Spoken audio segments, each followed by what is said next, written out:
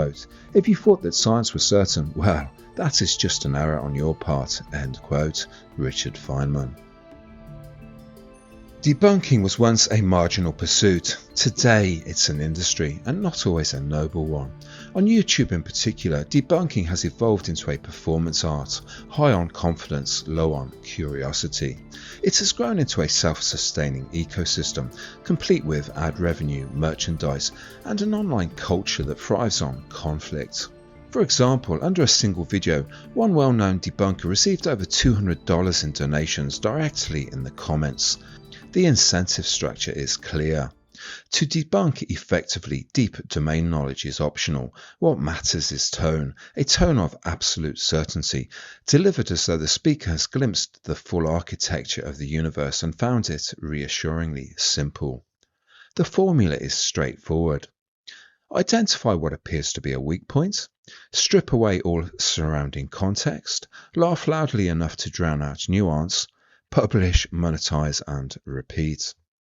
This approach is the inverse of scientific thinking, and yet many debunkers cast themselves as defenders of Enlightenment rationality, guardians of reason standing against a rising tide of superstition. By flattening nuance, the debunker adopts a posture of effortless superiority. Dissent becomes easier and far more profitable to dismiss as nonsense. What results is a kind of intellectual fast food, instantly gratifying, but ultimately lacking substance. Real skepticism emphasizes the importance of doubt. Online skepticism, more often than not, means weaponizing it. To philosophers, skepticism refers to the suspension of certainty, the disciplined practice of not knowing in order to know better. In the digital age, however, the term has been quietly inverted. Many who wear the label treat uncertainty not as an invitation to inquiry, but as a threat. Their worldview becomes a fortress, defended rather than examined. This inversion produces a familiar paradox. They are certain of their skepticism and certain of everyone else's error. As Bertrand Russell observed with characteristic clarity, quote, "Men seek certainty, not knowledge," end quote. Pseudoskepticism is not the discipline of doubt, but the performance of certainty wearing skepticism's clothes. Sneering cynicism is the result, a posture that confuses dismissal with insight and derision with understanding. It is inquiry minus humility. One of YouTube's most visible debunkers, Dave Farina, styles himself Professor Dave, a title about as authentic as his patience for nuance. Those familiar with his output may find Profanity Dave a more accurate description. He is not, in fact, a professor. When pressed, he may acknowledge this, but the ambiguity conveniently serves the brand. In public talks and appearances, the distinction is often left unresolved. A subtle appeal to borrowed authority. His method is strikingly formulaic. He begins with an insult, escalates rapidly, and concludes with a flourish of profanity. Science may appear briefly, usually between jabs. His catalogue of video titles is revealing. Wal Thornhill is a complete fraud. Avi Loeb is a fraud. The problem with Sabina Hossenfelder. Grifter tier list, who is the biggest scumbag I've ever debunked. The Great Big Pseudo-Archaeology Debunk, Graham Hancock, and many more. A pattern emerges, and patterns matter in science. Dave routinely targets individuals more credentialed and accomplished than himself, quickly resorting to personal abuse and accusations of dishonesty, while caricaturing or misrepresenting the work he claims to critique. Dave is, admittedly, well suited to the age of shortened attention spans. His bite-sized hit pieces offer a kind of fast food certainty, quick, greasy, and immediately gratifying, especially for audiences who want the feeling of being informed without the inconvenience of wrestling with complexity. On his YouTube channel, Professor Dave declares, quote, "My goal is to cover literally every academic subject in existence," end quote. Well, the ambition is certainly monumental. Every subject, every discipline, all of human knowledge. One almost admires the audacity. The problem is not Dave's background. It is the way authority is performed rather than earned, asserted rather than demonstrated. His channel promises encyclopedic mastery, yet delivers combative rhetoric, not careful teaching. When confidence substitutes for comprehension, ambition becomes branding, and branding, in this case, appears to matter far more than method. Recently, under his Avi Loeb video, I posted the mildest of comments. Quote, say what you like about Avi Loeb, but the alien detours conveniently shift attention away from the failing dirty snowball hypothesis. End quote. A reasonable observation, measured, not even barbed. Dave's reply was instantaneous. Quote, oh cool, you're a brainwashed electric universe moron. End quote. So I responded, quote, brilliant. The pretend professor who believes ad hominem is a research method, end quote. This seemed to strike a nerve. His reply escalated dramatically. Quote, oh cool, the brainwashed moron is whining about the name of my YouTube channel and pretending to know what ad hominem means, while completely avoiding everything I said and just shitting his pants like a toddler. Great job, dipshit, end quote. Well, make of that little outburst what you will. To me, it sounds like the crescendo of a man who believes volume is proportional to truth. I concluded, quote, my word, Professor Dave, if insults were data, you'd have solved cosmology by now, end quote. For Dave, the world is rendered in stark black and white. Complex questions are reduced to a binary choice. You are either with the consensus or you are a crank. This with us or against us mentality leaves no room for provisional thinking, dissent, or legitimate scientific uncertainty. A strange posture for someone who claims the mantle of skepticism. Ironically, Dave's own statements in another video reveal a fundamental misunderstanding of how science actually works. While he is correct that a scientific theory is more than a mere hypothesis, having been subjected to scrutiny, testing, and verification, he is wrong to suggest that any scientific theory is ever beyond reasonable doubt. Doubt is at the heart of good science. For a theory to be scientific at all, it must be falsifiable, vulnerable in principle to being proven wrong. Remove that vulnerability and what remains is not science but ideology. A scientific theory is therefore never the final word. It is always provisional, always subject to revision or replacement. Yet, Dave appears to position himself as precisely that, the final arbiter. In reality, many credentialed scientists have long questioned the Big Bang model. Redshift, upon which cosmic expansion is largely inferred, and the cosmic microwave background are interpretations of observations, not immutable facts. I have discussed this repeatedly in my misconceptions series for the Thunderbolts Project. These interpretations may be broadly correct, partially correct, or deeply flawed, but they are not set in stone. Even Edwin Hubble spoke cautiously of what he termed an apparent velocity-distance relationship. His student, Halton Arp, went on to document numerous anomalies that challenge, and in some cases directly contradict, the standard expansion narrative. And that was before the James Webb Space Telescope began throwing yet more curveballs at consensus cosmology. Science progresses by dealing with anomalies head-on. The moment a theory becomes sacred, real skepticism is gone.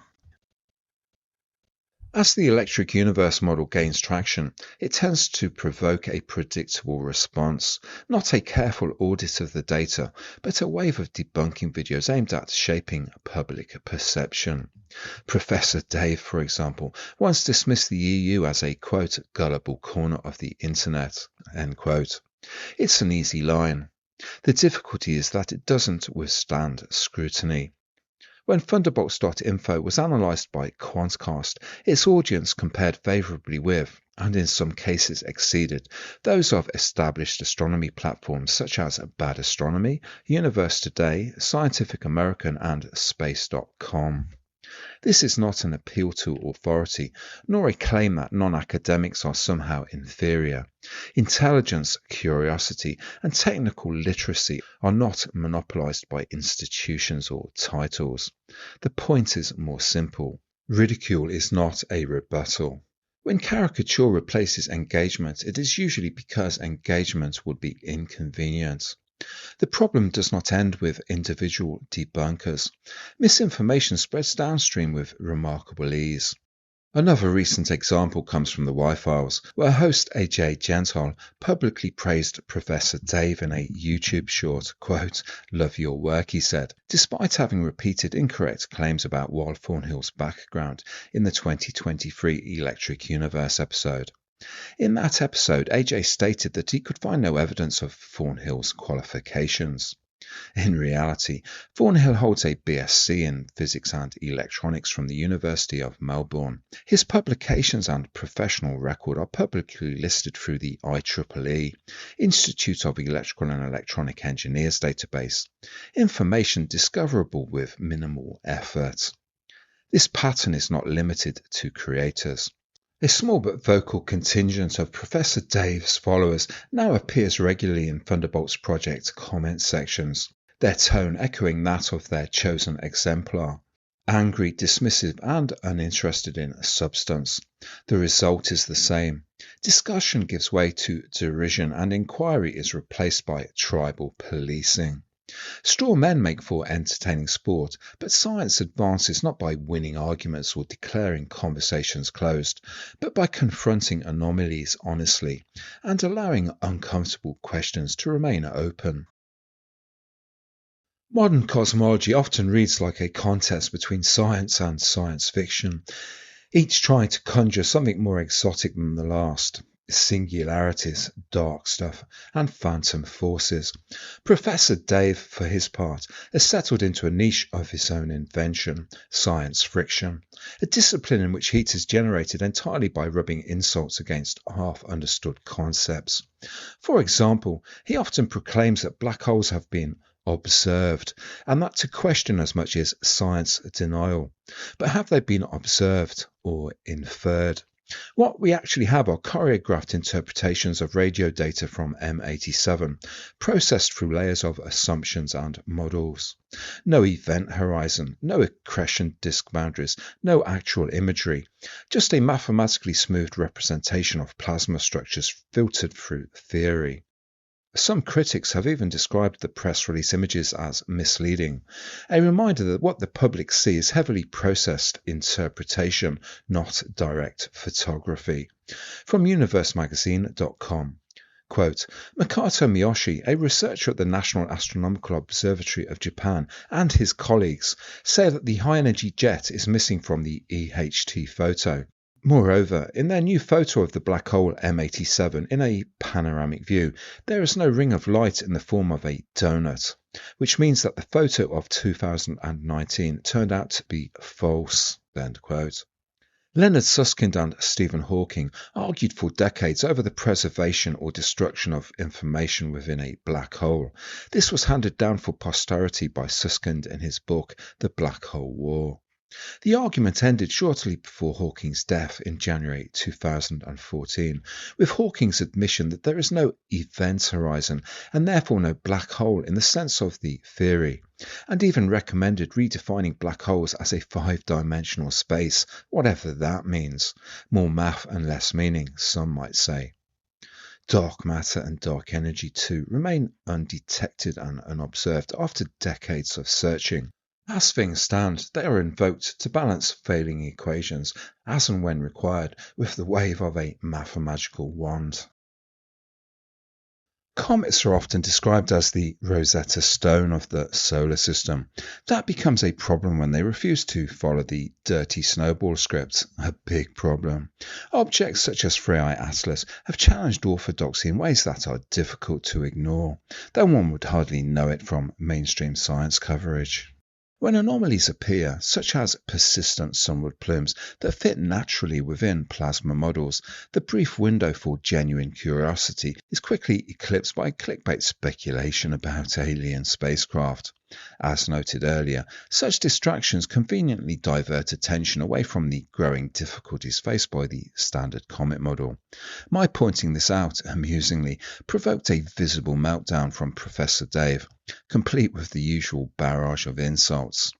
In one of his videos attacking Wal Thornhill and the Thunderbolts Project, Dave singles out Thornhill's comet work as his, quote, personal favourite. At around the 10-minute mark, he delivers what he calls a decisive refutation. Quote, the centrepiece of Wal's three-ring circus, the electricity, there wasn't any. As with all previous comet missions, both Rosetta and Philae were fitted with magnetometers. Those instruments would easily detect any electrical discharge. They didn't detect any. If you are going to pretend that comets are electric and a craft physically lands on one and doesn't detect any electricity, that's what's called a death blow. End quote. Yes, he calls the old magnetometer argument a death blow. Well, ladies and gentlemen, this is the moment when confidence finally overwhelms comprehension. A magnetometer measures magnetic fields, full stop. It does not detect charge separation, double layers, plasma sheaves, ion pickup, or surface charging. Those require plasma instruments, not a magnetometer. This isn't controversial. It's laid out in every standard reference on space magnetometry, from Jacob's magnetometers for space research 1970 to modern Fluxgate reviews. So, when Rosetta didn't detect a dipole at Comet 67P, that wasn't a failure. It simply confirmed that the nucleus isn't a bar magnet. Meanwhile, Rosetta did detect exactly the plasma electrical interactions that plasma cosmology predicts: current sheets, ion pickup, charge exchange, ionization fronts, and a full diamagnetic cavity carved out by electrical currents. Claiming that a magnetometer would, quote, easily detect electrical discharge is like waving a compass at a thunderstorm and declaring electricity doesn't exist because the needle barely moves. It betrays a basic misunderstanding of both the instruments and the physics.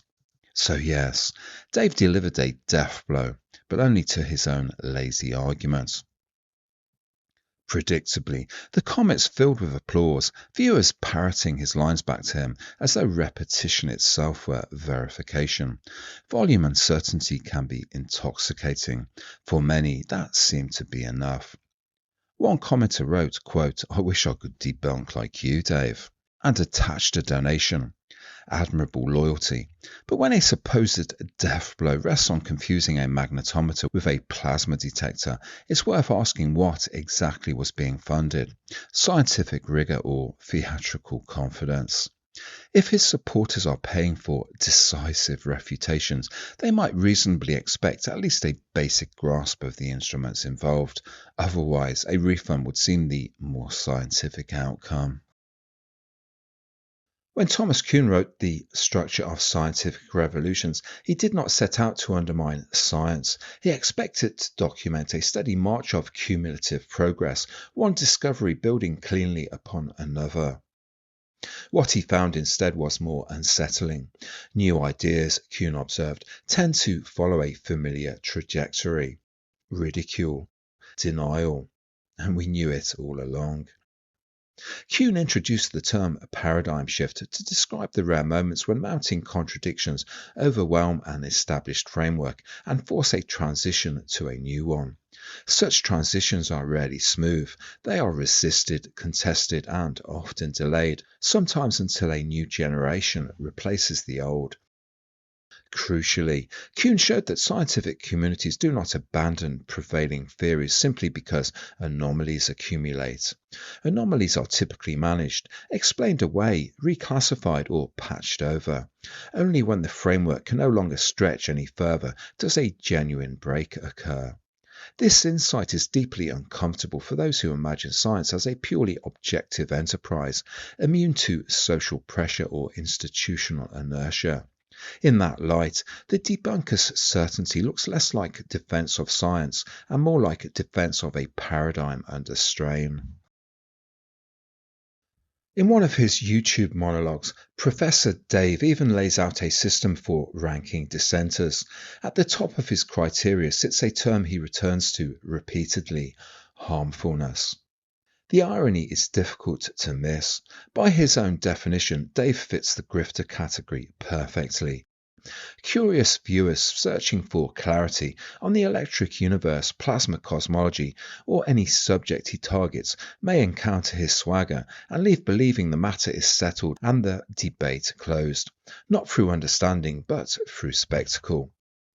Dave is explicit about his approach, but when those standards are applied consistently rather than selectively, they rebound. By the very criteria he promotes, Professor Dave would struggle to avoid his own tier list. This isn't really about Professor Dave, though. He's simply the loudest rattle in a culture increasingly allergic to real inquiry. In summary, pseudoskepticism is not skepticism. It is the performance of skepticism, a theatrical routine in which every alternative idea becomes a villain, every straw man a triumph, and every insult a punchline. Today's debunking theatre has become self-parody, complete with slogans, merchandise and revenue streams. Unfortunately, it mistakes noise for insight.